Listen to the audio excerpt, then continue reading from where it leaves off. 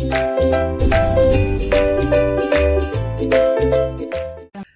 Students, welcome to my channel. तो आप सभी का स्वागत है एग्री टू कल्चर फैमिली के इस यूट्यूब चैनल पे। तो आज हम लोग ऑब्जेक्टिव एमसीक्यू सीरीज जो एंटोमोलॉजी का चल रहा था उसका हम लोग दूसरा क्लास को कवर करेंगे। जो एंटोमोलॉजी सब्जेक्ट है उसका इंपॉर्टेंट सारे एग्जाम में हमें देखने को मिलता है, तो बने रहिए इस क्लास के साथ और क्लास को पूरा देखिए। ये रहा आज का पहला question number 1। Bird necrosis in groundnut is transmitted by. जो ग्राउंडनट में बर्ड नेक्रोसिस हम लोग को देखने को मिलता है, आप यहाँ पे देख सकते हो डायग्राम में पत्तियों में, वो किसके कारण होता है, तो इसका वेक्टर कौन है। तो इसके ऑप्शंस है, option number A aphids, option number B thrips, option number C sawfly, option number D white fly. तो ये जो बर्ड नेक्रोसिस है ये हमें ग्राउंडनट में देखने मिलता है, तो इसका जो वेक्टर है जो इसको ट्रांसमिट करता है वो कौन है। तो इसका सही आंसर हो जाएगा ऑप्शन नंबर बी, जो थ्रिप्स है उसके द्वारा ये बर्ड नेक्रोसिस हमें देखने को मिलता है। चलेंगे अगले क्वेश्चन पे। ये रहा दूसरा क्वेश्चन, जो diamond back moth is paste of. तो डायमंड बैक मोथ जो पेस्ट है वो किस क्रॉप की है, कौन सी फैमिली की क्रॉप इसमें आती है। यहाँ पे देख सकते हो डायग्राम में, ये है डायमंड बैक मोथ। तो इसके ऑप्शंस है, option number A pulses, option number B cucurbits, option number C cruciferae, option number D all of the above. तो जो डायमंड बैक मोथ पेस्ट है वो हमें क्रूसीफर फैमिली में, जो ब्रेसिकेसी फैमिली है इसके अंतर्गत जितने भी कोल क्रॉप्स है और मस्टर्ड वो हमें देखने को मिलता है। कैबेज, ब्रोकली, नोलखोल, कॉलीफ्लावर्स, मस्टर्ड, ये सब क्रॉप इसमें आते हैं। तो यहाँ पे आप डायग्राम में देख सकते हो किस तरीके से जो कैबेज है उसको डायमंड बैक मोथ पेस्ट ने पूरे तरीके से डैमेज कर रखा है। नेक्स्ट है, directorate of plant protection, quarantine and storage is located at. तो जो डायरेक्टरेट है plant protection and quarantine and storage का, वो कहाँ पे लोकेटेड है। तो इसके ऑप्शन है, option number A Pune, option number B Faridabad Haryana, option number C Punjab, option number D Bangalore.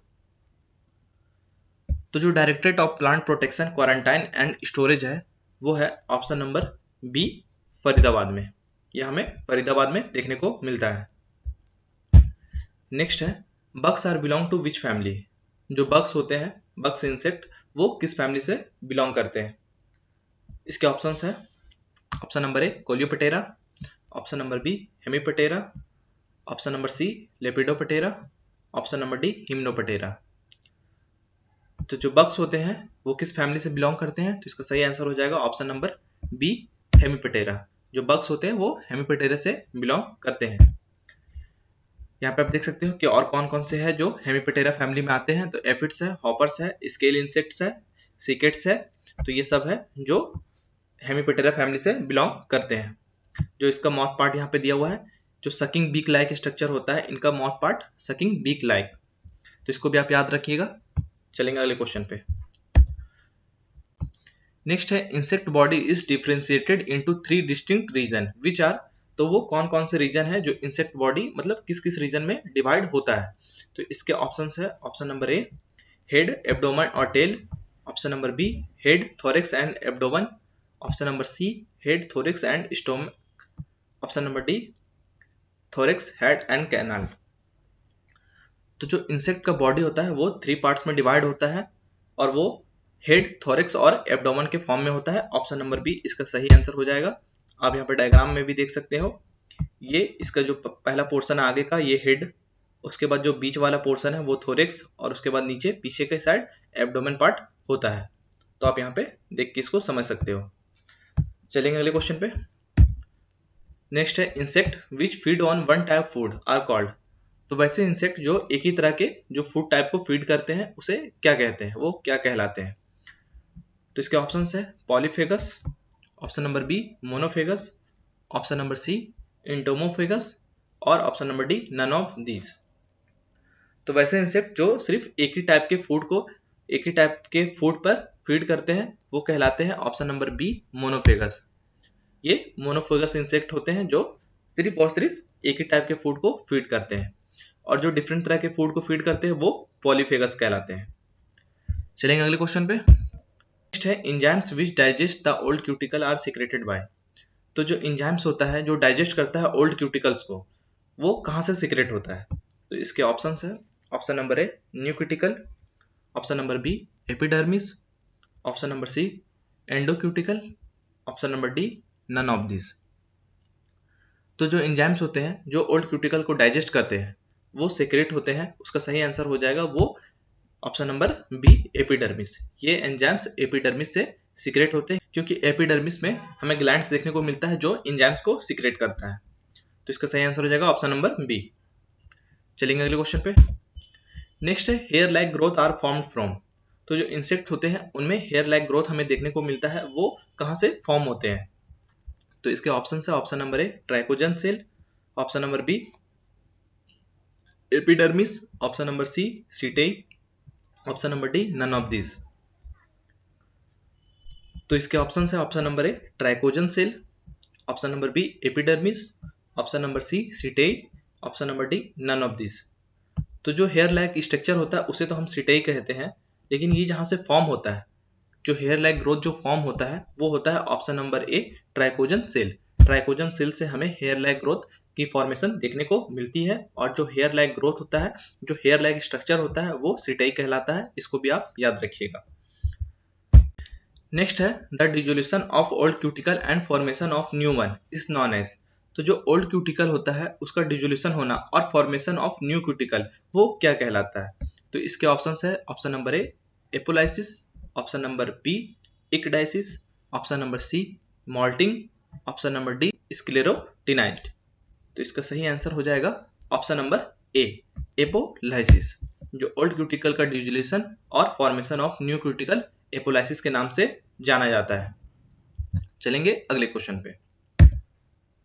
यहाँ पे आप देख सकते हो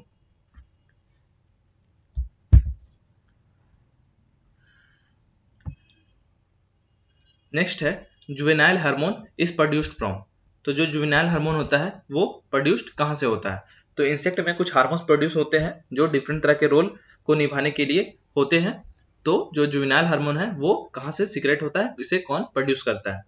तो इसके ऑप्शन है option number A corpora allata, option number B prothoracic glands, option number C neurosecretory cells, option number D trichogen sales.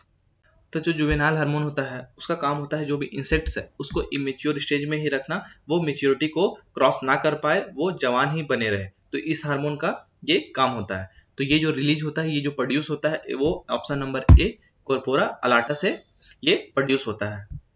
चलेंगे अगले क्वेश्चन पे। नेक्स्ट है moulting hormone is produced from. तो अब जो मॉल्टिंग हार्मोन है वो कहाँ से प्रोड्यूस होता है? इसके ऑप्शन है option number A corpora allata, option number B prothoracic glands, option number C neurosecretory cells, option number D trichogen cell. तो जो मॉल्टिंग हार्मोन होता है वो प्रोड्यूस होता है option number B prothoracic gland से। चलेंगे अगले क्वेश्चन पे। एक तीसरा हार्मोन है eclosion hormone. Eclosion hormone is produced from. तो जो इक्लोजन हार्मोन है वो कहाँ से प्रोड्यूस होता है? तो इसके ऑप्शन है option number A corpora allata, option number B prothoracic gland, option number C neurosecretory cells, option number D trichogen cells.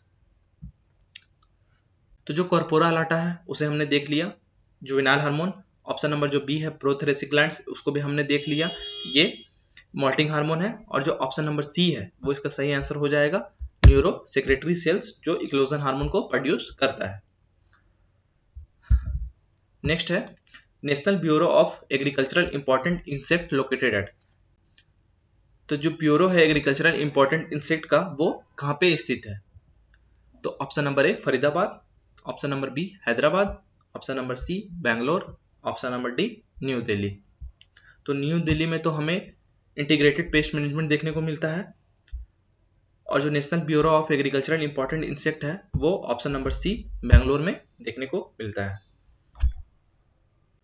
तो आज के क्वेश्चन यहीं पे सारे समाप्त होते हैं। थैंक यू आप सभी का क्लास को पूरा देखने के लिए।